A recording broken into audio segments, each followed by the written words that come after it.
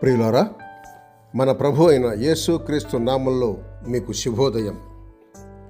ఆయనను గూర్చి అనుదిన ఆత్మీయ ఆహారం, ఏప్రిల్ 20 ప్రభుదినం.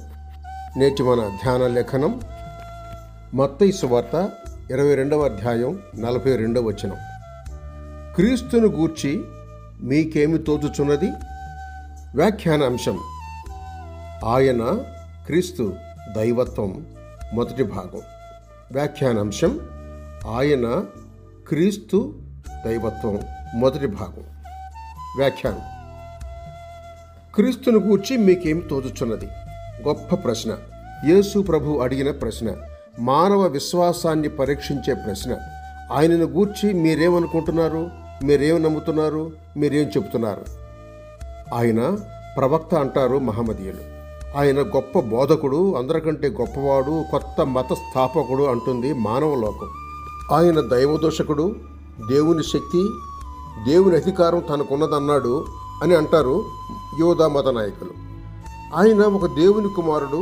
ఇతర మనుష్యులలో కంటే ఆయనలో ఎక్కువ దైవాంశం ఉంది. ఆయన శ్రేష్టమైన ఆదర్శం అంటారు యునైటేరియన్లు, క్రైస్తవ సైంటిస్టులు. ఆయన సృష్టింపబడిన ఒక దూత అని అంటారు రసలైట్లు. ఆయన మంచి మనుష్యుడు, అన్ని కాలాల్లో అతి శ్రేష్ఠుడైన మానవుడు, ఆత్మీయంగాను సాంఘికంగాను నైతికంగాను మంచి ప్రవర్తన గలవాడు అని అంటారు ఆధునిక క్రైస్తవ మతావలంబికులు. ఆయన దేవుని నిత్య కుమారుడు, కుమారుడై ఉన్న దేవుడు, పవిత్ర త్రిత్వములో రెండవ దివ్య పురుషుడు, శరీరమందు ప్రత్యక్షమైన దేవుడు, ప్రభువైన యెహోవా, సజీవుడై ఉన్న రక్షకుడు. ఇది మా దృఢమైన నమ్మకం. ఆయన తండ్రి అయిన దేవునితోనూ పరిశుద్ధాత్మ అయిన దేవునితోనూ ఒక్కడై ఉన్న కుమారుడైన దేవుడు. ఆయన నిజమైన దైవత్వంలో నిజమైన దేవుడు. ఆయనను దేవుని కంటే తక్కువగా తలంచుట ఆయన పవిత్ర వ్యక్తిత్వాన్ని హీనపరచటం, అపవిత్రంగా ఎంచటం అవుతుంది. అట్లు ఆయనను, ఆయన విమోచనకారి విలువను, క్రైస్తవ విశ్వాసాన్ని తిరస్కరించడం అవుతుంది. ఆయన అమూల్యతను, ఆయన విమోచన కార్య విలువను ఇలాగ ఘనంగా ఎంచుటకై మా సమస్త జ్ఞానానికి మూలాధారమైన పరిశుద్ధ లేఖనాలు బైబిలు. ఎందుకంటే బైబిల్లోని పాత క్రొత్త నిబంధనలు రెండు త్రిత్వంలోని రెండవ దివ్య పురుషుని దైవత్వానికి సాక్ష్యం ఇస్తున్నాయి. నజరేతువాడైన యేసే ఆయన. ఆయన దేవుని క్రీస్తు. నాస్తికవాది, భౌతికవాది తప్ప మరెవరూ పవిత్ర త్రిత్వంలోని మొదటి వ్యక్తి అయిన తండ్రి దైవత్వాన్ని గూర్చి సందేహించరు. ఎందుకంటే దేవుడంటే దేవుడు.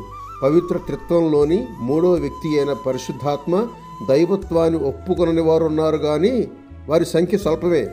పవిత్ర త్రిత్వంలోని రెండవ వ్యక్తి విషయమైతే పాత నిబంధన గ్రంథ పరిచయం గలవారు అనగా యూదులు యెహోవా దూతగాను తమకు ప్రత్యక్షమైన ఆయన దైవత్వాన్ని కాదనరు.